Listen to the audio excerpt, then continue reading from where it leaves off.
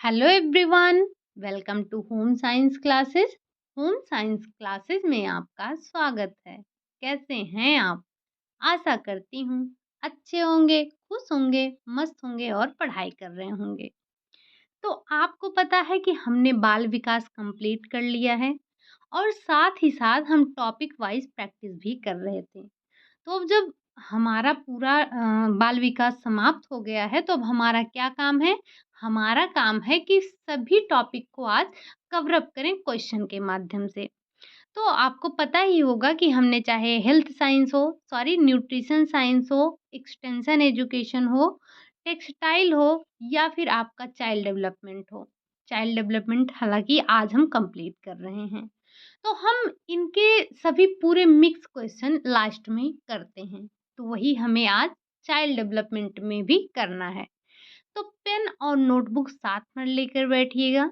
जो भी नए क्वेश्चन मिलेंगे उनको नोट डाउन करते हुए चलिएगा। चलिए बढ़ते हैं हम आज के अपने पहले क्वेश्चन की तरफ। पहला क्वेश्चन है हमारा, ऑर्बिस पिक्टस पुस्तक के लेखक हैं।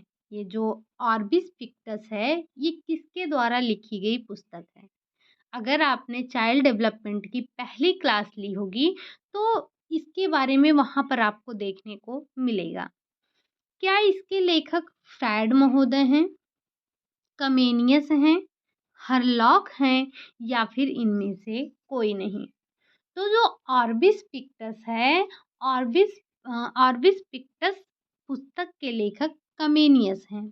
अब आपको बताना है कि ये पुस्तक इन्होंने कब लिखी थी। ठीक, ये आपके लिए क्वेश्चन है। अगला क्वेश्चन है आपका, biographical sketch of an infant पुस्तक के लेखक हैं।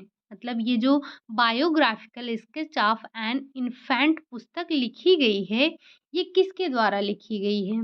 ऑप्शन है प्रेयर के द्वारा, स्टैनले हॉल के द्वारा, डार्विन के द्वारा या फिर टेन महोदय के द्वारा लिखी गई है।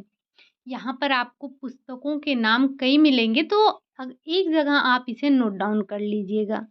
जैसे कल हमने जो चर्चा किया था, उसमें भी हमने कई पुस्तकों के नाम देखे थे, साथ ही साथ हमने कई परिभाषाएं देखी थी। तो आप अपने नोटबुक में एक पेज बना लीजिए, मतलब एक तरफ आप बुक का नाम लिख लीजिए, दूसरे में आप जो परिभाषाएं मुख्य मुख्य दी गई हैं उनको एक बार ज़रूर लिख लीजिएगा। ठीक, तो जो biographical sketch of an infant पुस्तक है, ये लिखी गई थी डार्विन के द्वारा। कौन है इसके लेखक? तो इस पुस्तक के लेखक हैं डार्विन महोदय। ठीक, अगला क्वेश्चन है, पहली बाल अध्ययन सोसाइटी की स्थापना की। मतलब जो पहली बाल अध्ययन सोसाइटी थी, इसकी स्थापना किसके द्वारा की गई?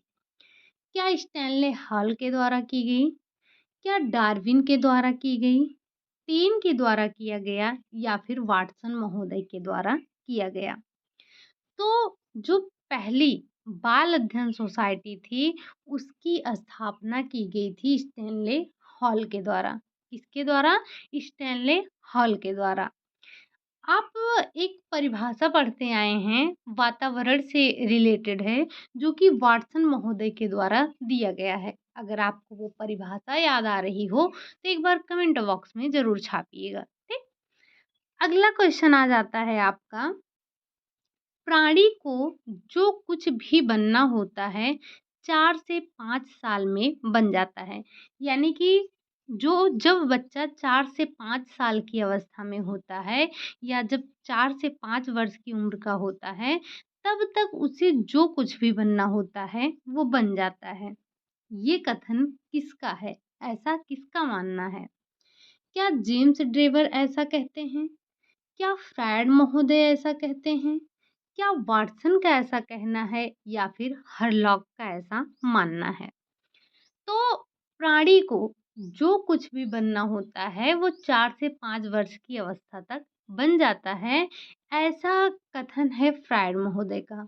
वो मानते हैं या फिर कहते हैं कि बच्चे को जो कुछ भी बनना है वो 4 से 5 वर्ष की अवस्था में बन जाता है। ठीक, अगला क्वेश्चन है आपका, डिस्फेजिया है, डिस्फेजिया क्या है? गणित विकार है, निगलने में कठिनाई है, भूलने की बीमारी है या फिर भाषा संबंधी विकार है। तो डिस्फेजिया, कल आपने डिस्ग्राफिया पढ़ा था, हमने साथ ही साथ डिसलेक्सिया भी समझा था, डिसकैलकुलिया भी समझा था। तो जो डिस्फेजिया है, डिस्फेजिया किससे संबंधित विकार है? तो डिस्फेजिया जो है ये निगलने में कठिनाई, जैसे पढ़ने में कठिनाई, पठन विकार क्या है? तो हम उसे डिसलेक्सिया कहते हैं। यहाँ तो हमने बात कर ली निगलने में कठिनाई, लेकिन अब आपको बताना है गणित विकार को क्या कहते हैं? भूलने की बीमारी। कल हमने भूलने की बीमारी में 2 शब्द का ज़िक्र किया था। एक भूलना कौन-सा? जो वृद्धों में होता है, जैसे-जैसे जब अवस्था बुज़ुर्ग होते हैं जो उनके भूलने की बीमारी है, उसे क्या कहते हैं? और एक हमने समझा था भूलने की बीमारी, जो आम तौर पर लोगों को हो जाती है, इसके लिए ये आवश्यक नहीं है कि व्यक्ति वृद्धावस्था में ही हो। तो यहाँ से आपके लिए 3 क्वेश्चन हैं। पहला, आप बताएँगे कि जो गणित विकार है, ये क्या है? साथ ही साथ आप बताएँगे भूलने की बीमारी। हमने कल 2 शब्दों के बारे में ज़िक्र किया था, वो दोनों शब्द आपको बताने हैं। बाकी भाषा संबंधी विकार के बारे में हम आगे चर्चा करेंगे। अगला क्वेश्चन है आपका, फ्रिजोरिया रोग है। ये फ्रिजोरिया रोग क्या है? ये सारी चीज़ें आप नोट डाउन करते हुए चलिएगा, क्योंकि हमने इसे अपनी क्लास में डिस्कस नहीं किया था। तो फ्रिजोरिया जो है, क्या ये एक प्रकार का मानसिक रोग है, शारीरिक रोग है, संवेगात्मक रोग है या फिर इनमें से कोई नहीं? तो जो ये फ्रिजोरिया रोग होता है, ये एक प्रकार का मानसिक रोग होता है। क्या होता है? तो ये एक प्रकार का मानसिक रोग होता है। अगला क्वेश्चन है आपका, पैरानोइया है। ये पैरानोइया क्या होता है? ज़रूरत से ज़्यादा खाना खाना, अत्यधिक संवेदनशील होना, खाना कम खाना या फिर इनमें से कोई नहीं? तो पैरानोइया का क्या अर्थ होता है? ये एक-एक शब्द आपको दिए जाते हैं, जिसका अर्थ आपको बताना होता है। तो पैरानोइया का अर्थ क्या हो जाता है? पैरानोइया का अर्थ होता है अत्यधिक संवेदनशील होना। अब हमने 2 शब्द और सुने थे। एक का अर्थ था ज़रूरत से ज़्यादा खाना खाना और एक था खाना कम खाना। यानी कि हमने एक शब्द सुना था बुलिमिया सुना था और दूसरा हमने एनोरेक्सिया नर्वोसा के बारे में सुना था। तो जब व्यक्ति ज़रूरत से ज़्यादा खाना खाता है, तो उसे हम बुलिमिया कहते हैं। यानी कि अगर बुलिमिया का क्या अर्थ होता है? तो बुलिमिया का अर्थ होता है ज़रूरत से ज़्यादा खाना खा लेना।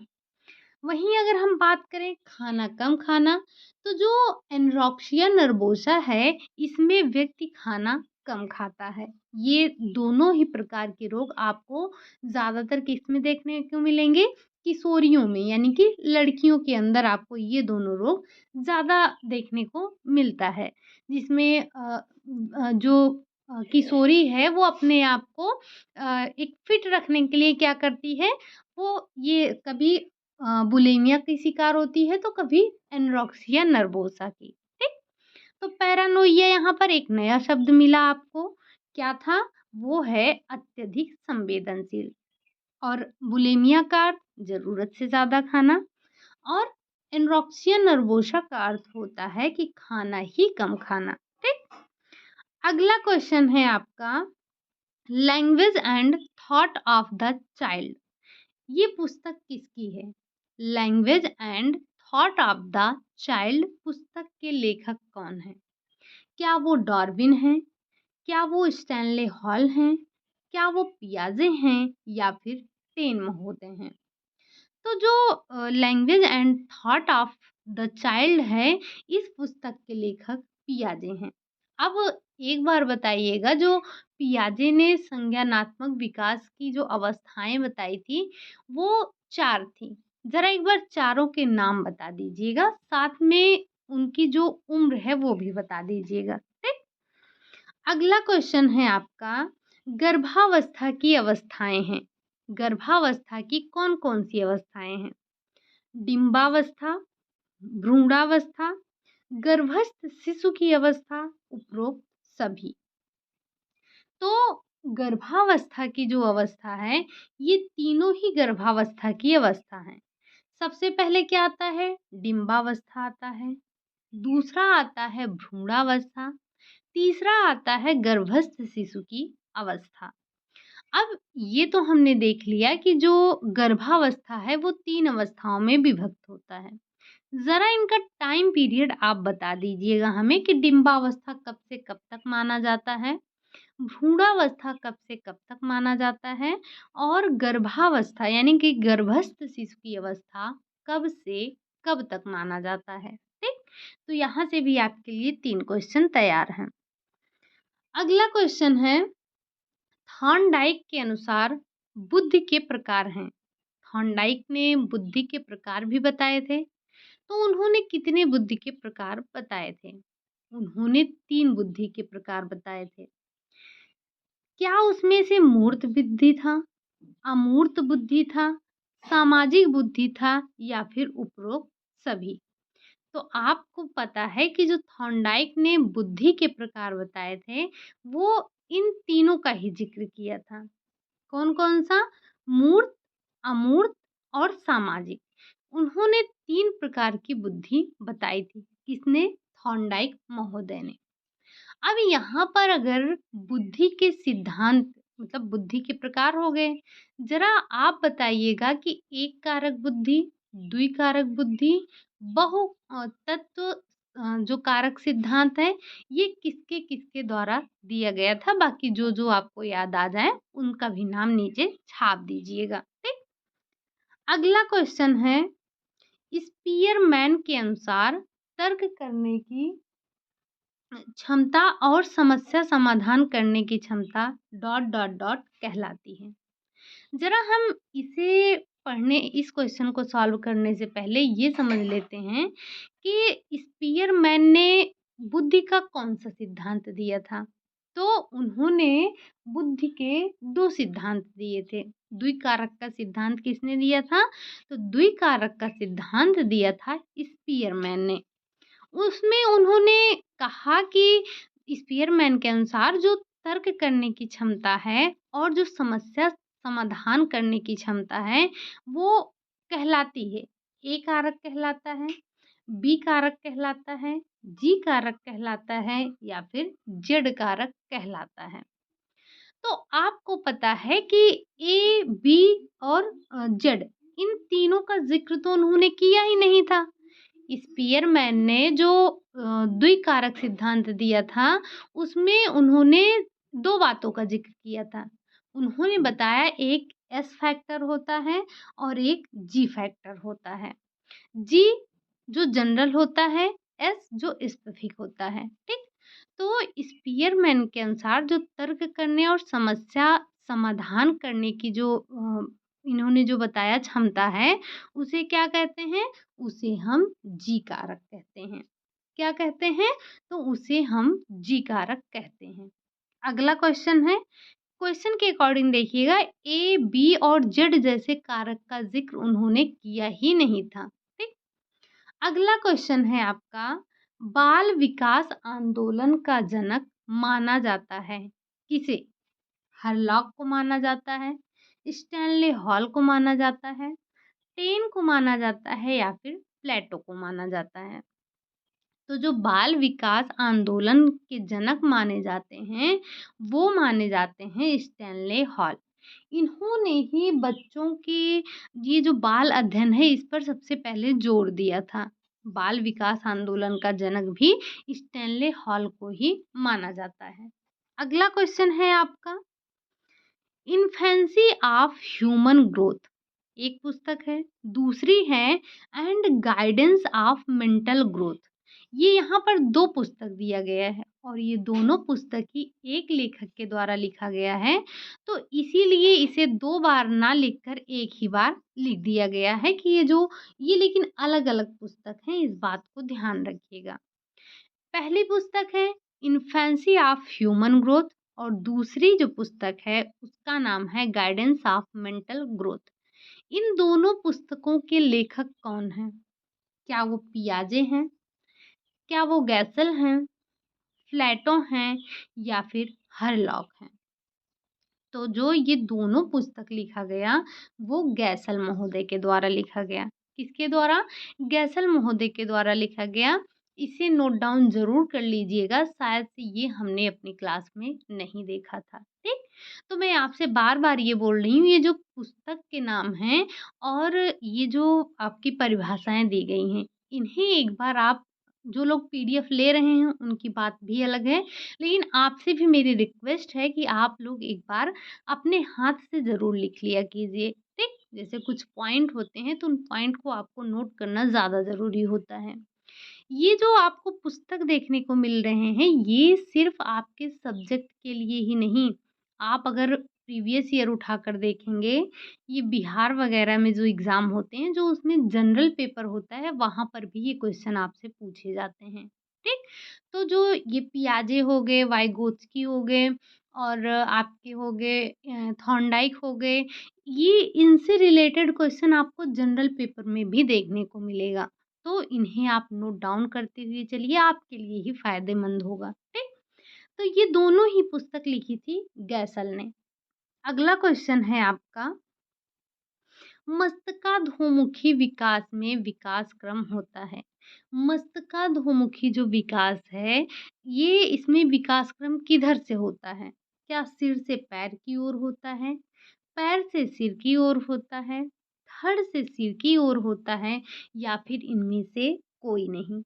तो जो मस्तकाधोमुखी है यानी कि मस्तका यानी मस्तक से पैर की ओर, कहने का मतलब है कि जो जो विकास सिर से पैर की ओर होता है उसे हम मस्तकाधोमुखी कहते हैं। और एक आपने पढ़ा था निकट दूर का विकास, तो इसमें क्या होता है, बच्चे का विकास केंद्र से परिधि की ओर होता है, ठीक?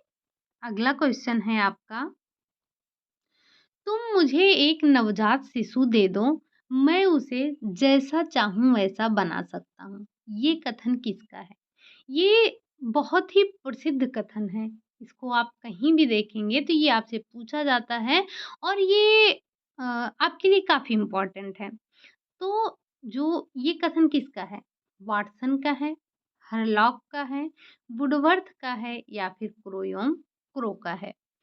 तो जो ये अभी-अभी मैंने आपसे एक वैज्ञानिक की परिभाषा सबसे पॉपुलर पूछी थी, वो यही थी आपकी कि तुम मुझे एक नवजात शिशु दे दो, मैं उसे जो चाहूँ वो बना सकता हूँ। यानी कि मैं उसे शिक्षक बना सकता हूँ, मैं उसे आईएएस ऑफ़िसर बना सकता हूँ, मैं उसे डॉक्टर बना सकता हूँ, उसे चोर बना सकता हूँ, जो चाहूँ वो बना सकता हूँ। बस आप मुझे एक नवजात शिशु दे दो।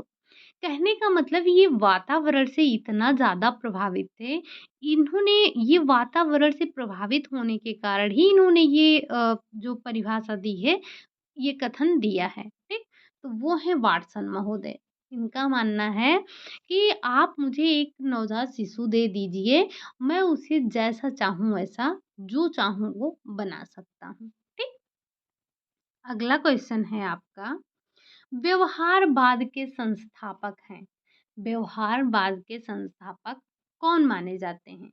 क्या वो अरस्तू माने जाते हैं, चॉम्स्की माने जाते हैं, वाटसन माने जाते हैं या फिर स्किनर माने जाते हैं? तो व्यवहारवाद के जो जनक हैं, वो हैं वाटसन महोदय। वाटसन को व्यवहारवाद का जनक कहा जाता है, ठीक? मुझे याद आया कि कल एक हमने टीके की बात की थी एमएमआर, उसे एक बार आप करेक्शन कर लीजिएगा, शायद से मैंने उसे चेक नहीं किया, एक मैसेज आया था। तो वो मैंने शायद से 3 माह पे बता दिया है, एमएमआर का टीका 9 माह पर लगता है, तो उसे एक बार करेक्ट ज़रूर कर लीजिएगा, ठीक? अगला क्वेश्चन है आपका और एक बड़े दुःख की बात है। दुःख की बात ही कह सकते हैं कि जो आपसे क्वेश्चन पूछा जाता है, उसमें आप लोग 10 क्वेश्चन का भी आंसर नहीं देते हैं। 1-2 लोग को छोड़ दिया जाए तो वो तो 2-4 क्वेश्चन के आंसर दे देते हैं। बस 1-2 लोग की बात कर रहे हैं। बाकी ना तो आप लाइक करते हैं, ना तो आप शेयर करते हैं, ना ही आप चैनल को सब्सक्राइब करते हैं। भाई हम आपसे माँगते क्या हैं? बस एक लाइक ही तो माँगते हैं, बस 1-2 कमेंट माँगते हैं। तो आप लोग आपका ये काम है कि आप इसे जो यहाँ पर जो क्वेश्चन पूछा जाता है, इसे एक कॉपी में नोट करते चलिए। अगर तुरंत नहीं आ रहा है, तो नोट करते चलिए और लास्ट में आप इसे खोज कर मुझे बताइए, एक साथ कमेंट कर दीजिए, ठीक? तो आज जो क्वेश्चन पूछे गए हैं, कल जो क्वेश्चन पूछे गए थे, जाके एक बार आप वहाँ पर कमेंट ज़रूर कीजिएगा और जो आज पूछा जा रहा है, उसका भी जवाब दीजिएगा, ठीक? अगला है कि बाल मन। बाल मन प्रौढ़ मन से भिन्न होता है। ऐसा किसका मानना है? क्या ऐसा रूसो मानते हैं, कमेनियस मानते हैं, हरलॉक मानते हैं या फिर जॉन लॉक मानते हैं? तो जो बाल मन है प्रौढ़ मन से भिन्न होता है, ये बात बोलते हैं कमेनियस। अगर आपने चाइल्ड डेवलपमेंट की पहली ही क्लास ली होगी, तो वहाँ पर आपने इस शब्द का ज़िक्र सुना था, इस परिभाषा को आपने वहाँ पर सुना था। अगला क्वेश्चन है आपका, बाह्य शारीरिक दशाओं में शामिल नहीं है। आपने क्या पढ़ा था जब संवेग पढ़ा था, तो वहाँ पर आपने शारीरिक दशाएँ देखी थी। एक था बाह्य और एक था आंतरिक। तो आपको बताना है कि इनमें से बाह्य शारीरिक दशाओं में क्या शामिल नहीं है? चेहरे के हाव-भाव में बदलाव, आँखें लाल होना, रक्तचाप या फिर रक्तचाप बढ़ना या फिर शरीर का कंपन। तो जो शरीर की बाह्य दशाएँ हैं, बाह्य दशाओं में क्या हो रहा था? बाह्य दशाओं में ये हो रहा था कि जो चीज़ें आपको बाहर से दिखती हैं, वो सारी की सारी बाह्य दशाओं में आती हैं और जो हमें नहीं दिखती हैं, वो आंतरिक दशाओं में होती हैं। तो चेहरे का हाव-भाव बदलना, ये तो हम सब देख सकते हैं, बाहर से ही पता चलता है। आँखें लाल होना, इसका मतलब व्यक्ति को बहुत गुस्सा है। व्यक्ति या तो रोया है या तो उसे किसी बात से गुस्सा है, उसकी आँखें लाल-लाल हैं, दिख रही हैं। शरीर में कंपन, शरीर काँप रहा है, दिख रहा है। लेकिन रक्तचाप बढ़ना या घटना, आपको यानी कि जो रक्तचाप में परिवर्तन हो रहा है, क्या ये आपको दिख रहा है? नहीं। तो ये आता है आपके आंतरिक शारीरिक दशाओं में, ठीक? तो चेहरे के हाव-भाव में आँखें लाल होना, शरीर काँपना और अत्यधिक तीव्र गति से कार्य करना, रोना, ये सारी चीज़ें बाह्य शारीरिक दशाओं में आती हैं। बाकी आपके जो पाचन तंत्र हो गए और रक्तचाप हो गया, ये सारी चीज़ें आती हैं आंतरिक शारीरिक दशाओं में, ठीक? यहाँ पर बात करें तो आंतरिक शारीरिक दशाओं में क्या नहीं शामिल है? नाड़ी की गति में परिवर्तन, हाँ शामिल है। श्वसन दर में परिवर्तन, हाँ शामिल है। पाचन ग्रंथियों की क्रियाओं में परिवर्तन, यस ये भी शामिल है। लेकिन आवाज़ में परिवर्तन, ये जो आवाज़ में परिवर्तन है ये क्या है? ये आंतरिक नहीं है, ये बाह्य शारीरिक दशाएँ हैं, ठीक? तो इसका राइट आंसर 4th वाला हो जाएगा। अगला क्वेश्चन है आपका, जन्म के समय शिशु खामोशी की अवस्था में होता है, इसलिए इस अवस्था में संवेगों का कोई विशेष स्वरूप प्रकट नहीं होता है। ऐसा किसका मानना है? क्या वाटसन का मानना है, हरलॉक का मानना है, स्पिटिज का मानना है या फिर इनमें से कोई नहीं? तो जो स्पिटिज़ महोदय हैं, वो कहते हैं कि जन्म के समय शिशु खामोशी की अवस्था में होता है, इसीलिए इस अवस्था में संवेग का कोई एक विशेष स्वरूप प्रकट नहीं होता है। ठीक? अगला क्वेश्चन है आपका, वाटसन के अनुसार शिशुओं में पाए जाने वाला संवेग है। वाटसन ने बताया था, स्पिटिज़ ने बताया कि बच्चा खामोशी की अवस्था में होता है, उसमें कोई विशेष जो संवेग है वो प्रकट नहीं होता। लेकिन वहीं वाटसन ने बताया कि शिशुओं में 3 प्रकार के संवेग पाए जाते हैं। भय, क्रोध, प्रेम। ये तीनों ही संवेग शिशुओं में पाए जाते हैं। तो इसका राइट आंसर क्या हो जाएगा? उपरोक्त सभी। ये सारे ऑप्शन आपके सही हैं।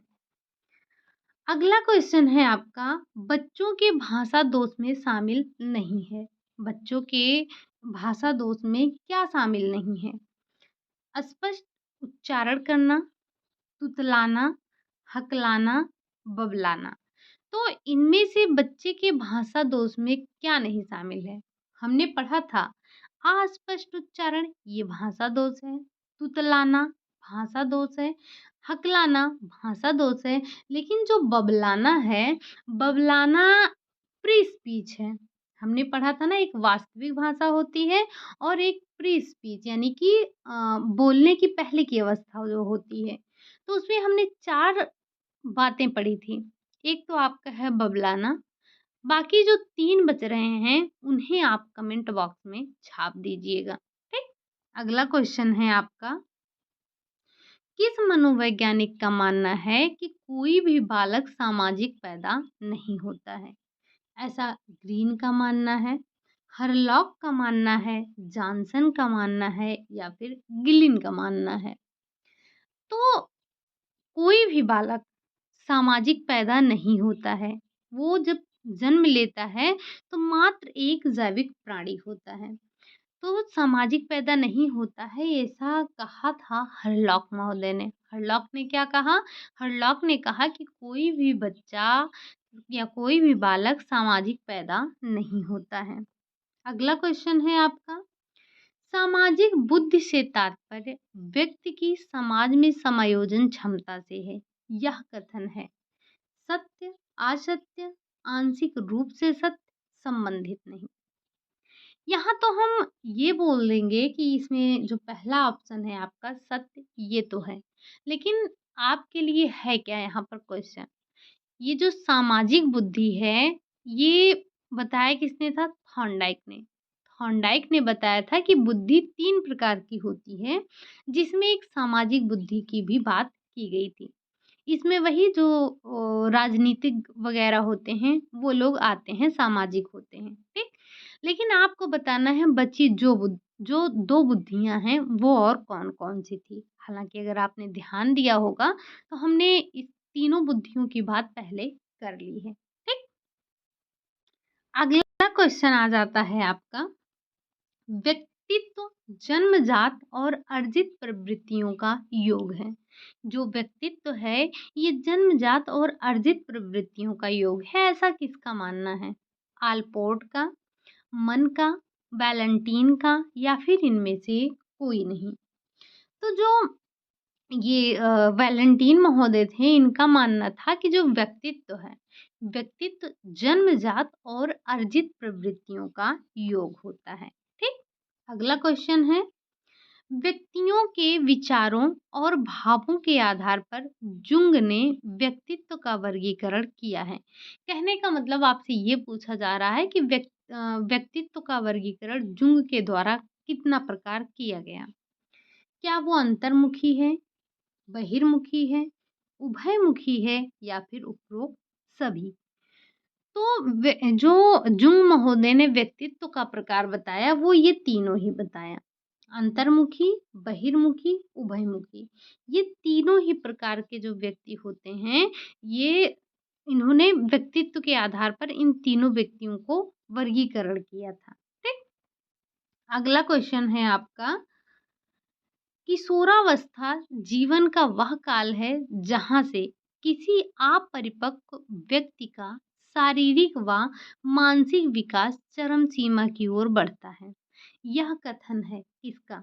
जरसील्ड का है, कारमाइकल का है, स्टैनले हॉल का है या फिर इनमें से कोई नहीं? तो आपको बताना है कि इनमें से कौन है जिन्होंने ये परिभाषा दी थी।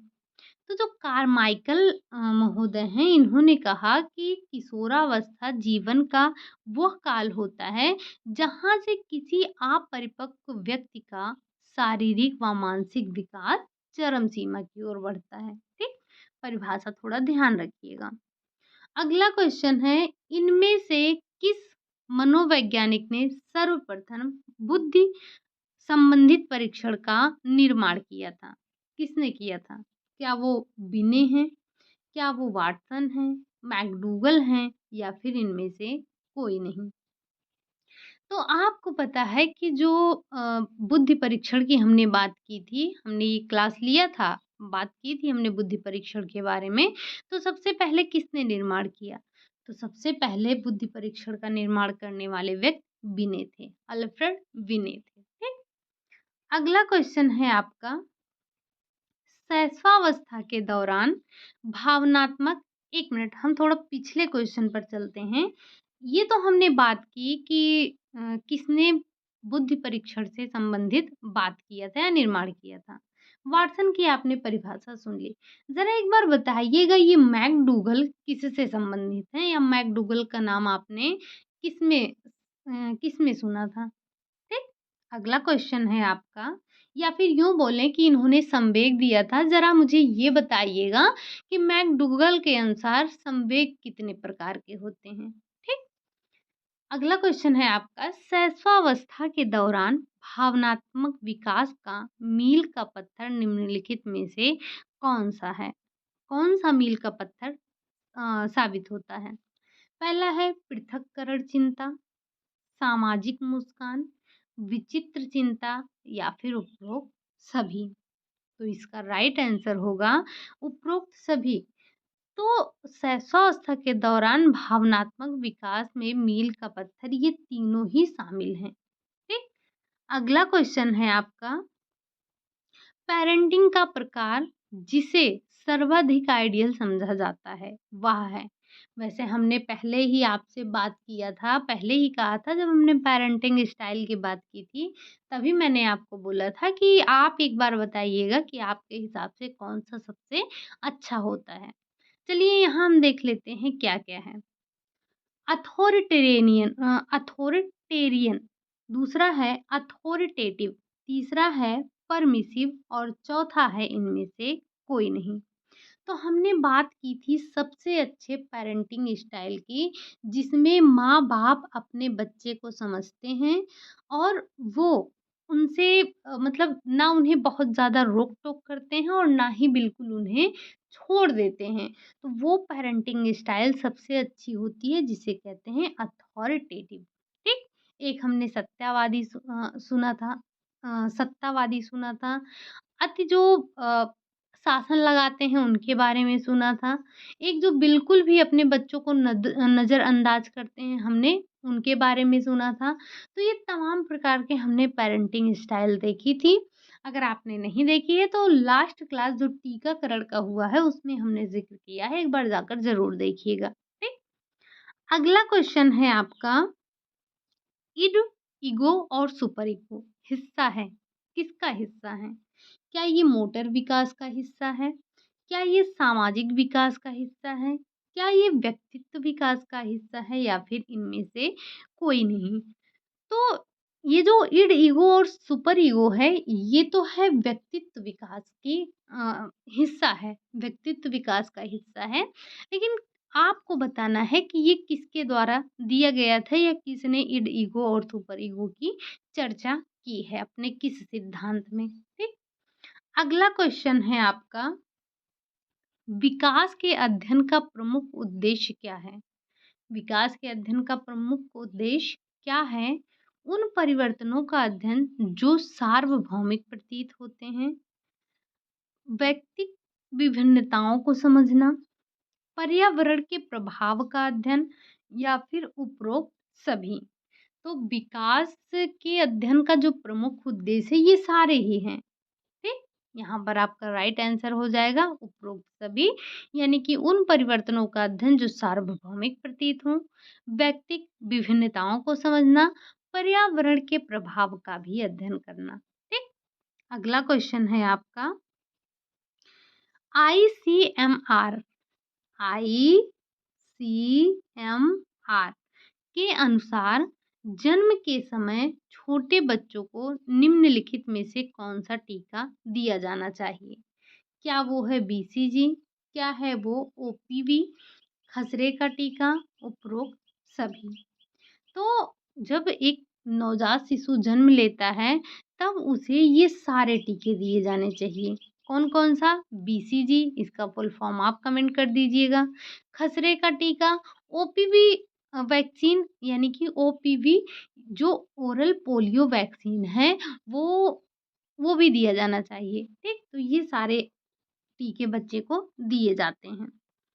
अगला क्वेश्चन है आपका 1920 में पश्चिमी भारत में मॉन्टेसरी स्कूल किसके द्वारा शुरू किया गया था? क्या वो एनी बेसेंट ने किया था, गिज्जू भाई बधेका ने किया था, महात्मा गांधी ने किया था या फिर रुक्मिणी देवी ने किया था? तो सबसे पहले आपको ध्यान रखना है पश्चिमी भारत में मॉन्टेसरी स्कूल की शुरुआत हुई कब? एक तो यहाँ से ध्यान रखेंगे 1920 में हुई। दूसरा ये शुरू किसने किया? तो ये किया था गिज्जू भाई बधेका ने किया था। ठीक?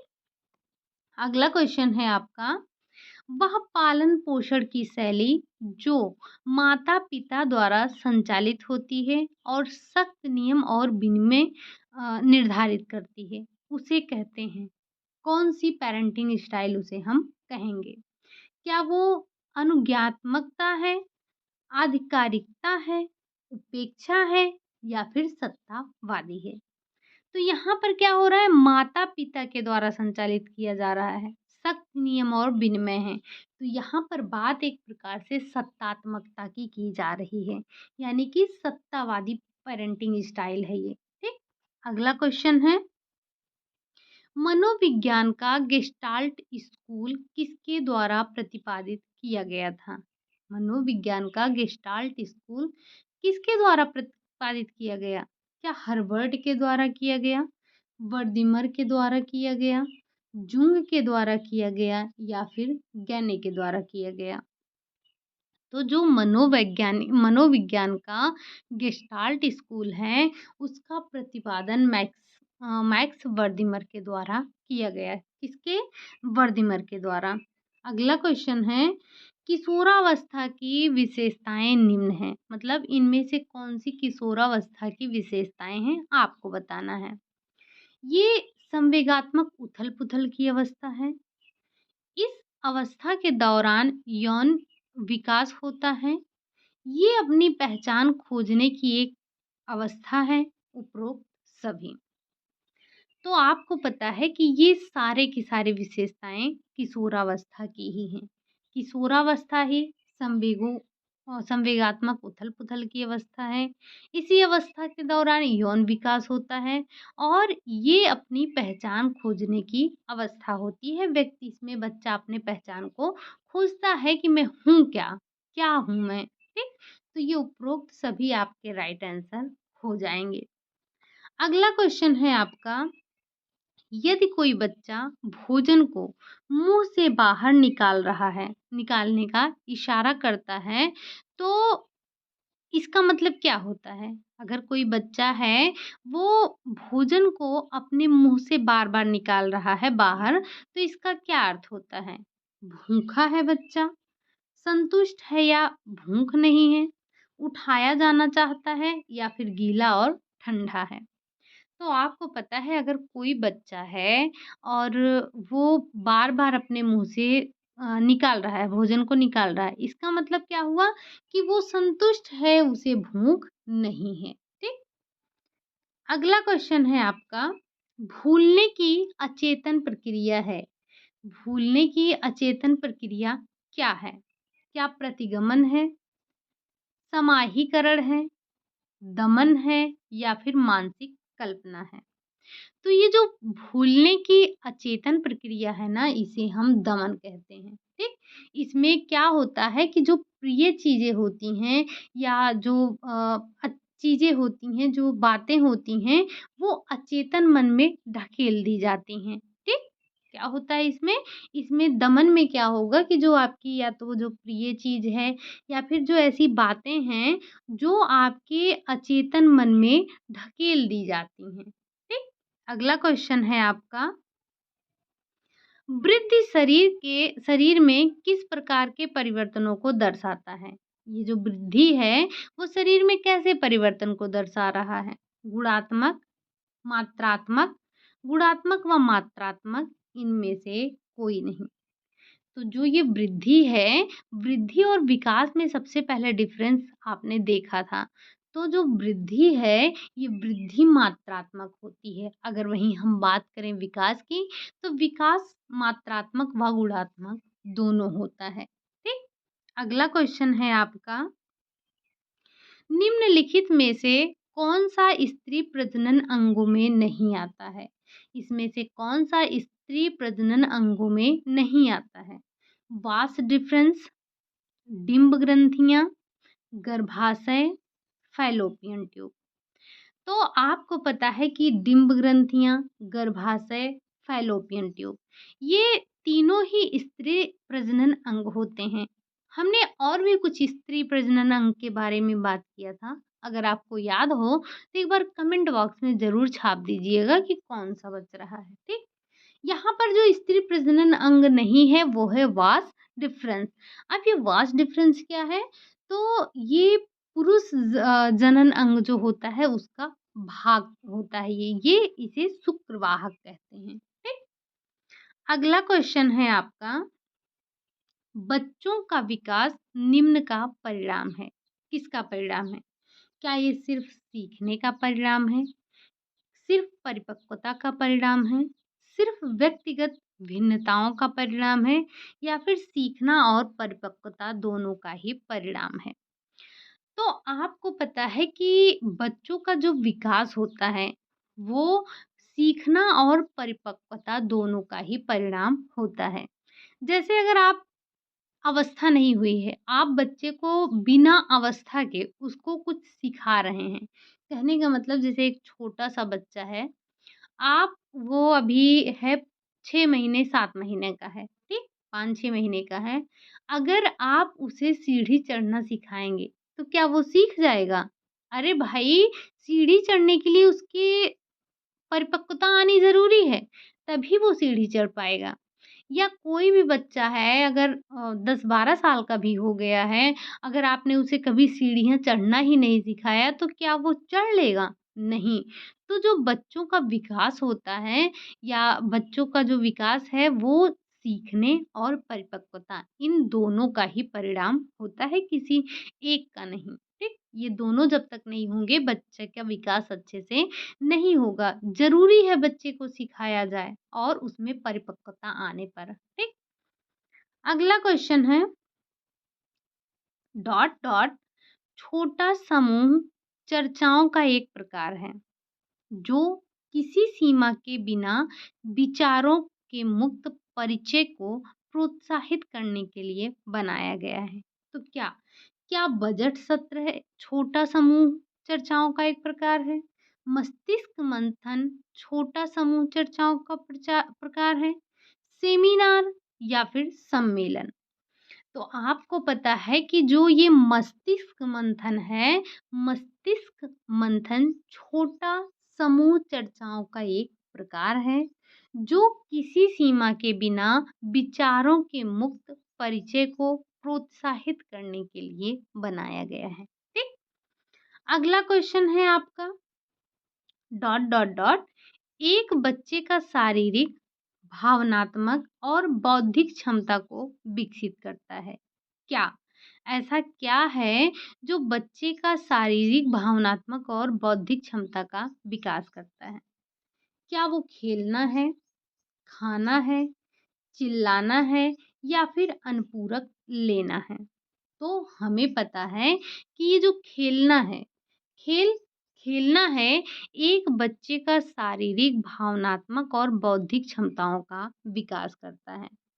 पता है कि खेल और कार्य में क्या डिफरेंस होता है? हमने देखा है खेल के लिए कोई एक टाइम फिक्स नहीं होता है, कोई उद्देश्य नहीं होता है।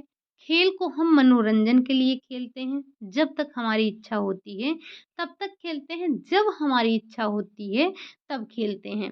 लेकिन जो कार्य होता है, कार्य का एक उद्देश्य होता है, हमें उस उद्देश्य के लिए करते हैं, हमारा लक्ष्य होता है, उसके लिए एक सीमा होती है और कुछ नियम कानून होते हैं, लेकिन खेल में ऐसा कुछ नहीं होता है। अगला क्वेश्चन है आपका, बालक के प्रारंभिक सामाजिक विकास का आधार ये कारक है। क्या? उसकी शारीरिक स्थिति, उसकी वंशानुगत विशेषताएं, उसकी सामाजिक अंतःक्रिया, उसकी मानसिक स्थिति। तो बालक के प्रारंभिक सामाजिक विकास का आधार ये कारक क्या है? शारीरिक नहीं, वंशानुगत नहीं, सामाजिक नहीं, मानसिक। उसकी जो मानसिक स्थिति है, बालक के प्रारंभिक सामाजिक विकास का आधार ये कारक होता है। ठीक। अगला क्वेश्चन है आपका, पोलियो की दवा के आविष्कारक हैं, यानी कि पोलियो की दवा किसने खोजी? क्या जोनास शाल्क ने की, एल.ई. शेविन ने की, सलमान बाक्समा ने की, या फिर इनमें से कोई नहीं? तो ये हमने कई बार पढ़ रखा है कि पोलियो की दवा के जो आविष्कारक हैं वो हैं जोनास साल्क। ठीक। अगला क्वेश्चन है आपका, अगला क्वेश्चन है आपका कि प्रारंभ प्रारंभ के 2 दिन माँ के स्तन से निकलने वाला गाढ़ा पीला दूध कहलाता है। जो प्रारंभ में माँ के स्तनों से गाढ़ा पीला दूध निकलता है उसे क्या कहते हैं? क्या उसे हम प्रोलैक्टम कहते हैं, थायरॉक्सिन कहते हैं, कार्टिज़ोन कहते हैं, या फिर कोलेस्ट्रम कहते हैं? तो जो माँ के स्तनों से प्रथम गाढ़ा पीला दूध निकलता है 2-3 दिन तक, उसे हम कोलेस्ट्रम कहते हैं और ये बच्चे के लिए बहुत ही आवश्यक होता है। ध्यान रखिएगा, कभी-कभी कोलेस्ट्रम और कोलेस्ट्रॉल दोनों साथ में ही दे देता है, तो आपको ध्यान देना है इस बात पर। अगला क्वेश्चन है आपका, निम्न में से कौन पार्ट रेफ्रिजरेटर के ताप को नियंत्रित करता है? मतलब इनमें से कौन-सा ऐसा पार्ट है जो रेफ्रिजरेटर के ताप को नियंत्रित करता है? क्या वो फ्रीज़र है? क्या वो मोटर है? क्या वो चिल ट्रे है? या फिर वो नियामक है? तो रेफ्रिजरेटर के ताप को नियंत्रित करने का कार्य फ्रीज़र करता है। कौन करता है? फ्रीज़र करता है। ठीक? अगला क्वेश्चन है आपका, गर्भ में शिशु के शरीर पर कैसा रक्षार्थ पदार्थ रहता है? पतला, चिकना, मोम सादृश्य चिकना पदार्थ, पानी जैसा ठंडा पदार्थ, कोई भी नहीं। तो आपको पता है कि गर्भ में शिशु के शरीर पर जो रक्षार्थ पदार्थ लगा होता है, वो मोम सादृश्य चिकना होता है, जो कि शिशुओं की बाह्य आघातों से रक्षा करता है। ठीक।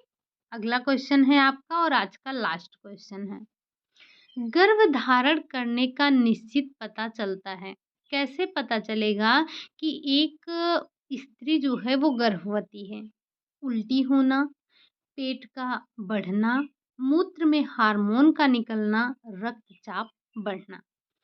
तो एक जो स्त्री है, अगर उसकी गर्भधारण को निश्चित करना है, तो परीक्षण करने होते हैं। परीक्षण किया जाता है जिसमें मूत्र में हार्मोन पाया जाता है, ठीक? यानी कि जो परीक्षण से ये पता चलता है कि स्त्री गर्भवती है या नहीं। बाकी उल्टी होना, पेट बढ़ना, रक्तचाप बढ़ना और पीरियड का मिस होना, ये सारे लक्षण आते हैं कि जो है स्त्री गर्भवती है। लेकिन ज़रूरी नहीं होता है कि अगर ये सारे लक्षण दिख रहे हैं तो स्त्री गर्भवती ही हो। जैसे मासिक धर्म का ना आना कई वजहों से हो सकता है, लेकिन पहले सिम्पटम में हम क्या देखते हैं? मासिक धर्म बंद होना, ये सुबह-सुबह मितली की समस्या आना, बार-बार यूरिन पास करना, उल्टियाँ होना, पेट के आकार में बढ़ोतरी होना और रक्तचाप का बढ़ना, तो ये सारे सिम्पटम होते हैं। लेकिन हमें इसे निश्चित कब कर सकते हैं? जब मूत्र में हार्मोन पाए जाते हैं, तब हम इसे निश्चित रूप से कहते हैं कि स्त्री गर्भवती है। ठीक? तो ये थे हमारे 50 क्वेश्चन। लगभग हमने सारे टॉपिक को टच करने की कोशिश की है। तो आज आपका हेल्थ साइंस कंप्लीट हो गया। सॉरी, आज आपका चाइल्ड डेवलपमेंट कंप्लीट हो गया। कल से हम स्टार्ट करेंगे हेल्थ साइंस। आपके जो मेन 5 ब्रांच थे, जो कि क्या-क्या थे आपके?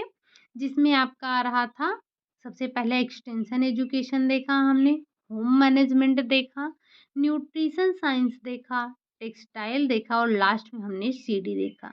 ये आपके पाँचों के पाँचों ब्रांच हैं। हमने इनको पूरी तरह से कवर अप करने की कोशिश की है और हो सके तो आप लोग नोट्स ज़रूर बनाया कीजिए, ठीक?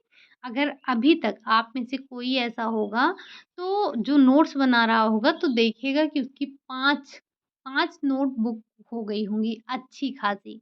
तो अब आपको देखना है हेल्थ साइंस। अभी हमारा हेल्थ साइंस बच रहा है।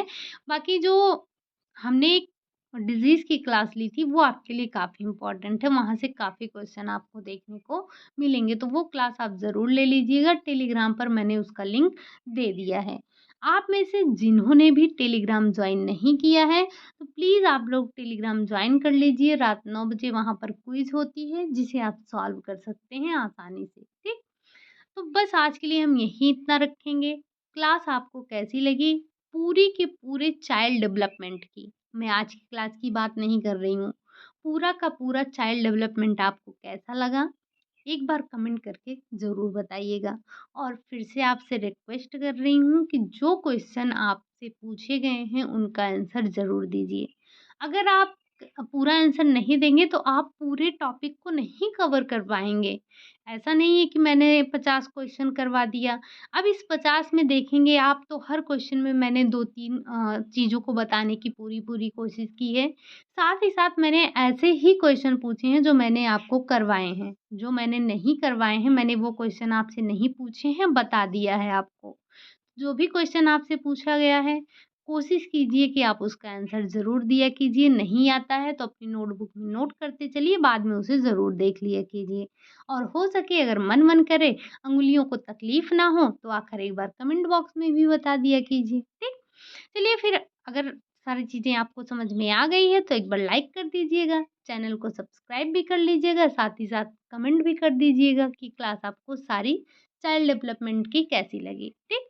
चलिए फिर मिलते हैं अब कल एक नए ब्रांच के साथ। ब्रांच क्या कह सकते हैं, आपकी छोटी-सी टॉपिक बची है, उसी के साथ हम मिलते हैं। 10 से 15 दिन की क्लास वो भी होगी, ठीक? फिर आज के लिए यहीं तक है, मिलते हैं नेक्स्ट क्लास में, तब तक के लिए बाय बाय, टेक केयर।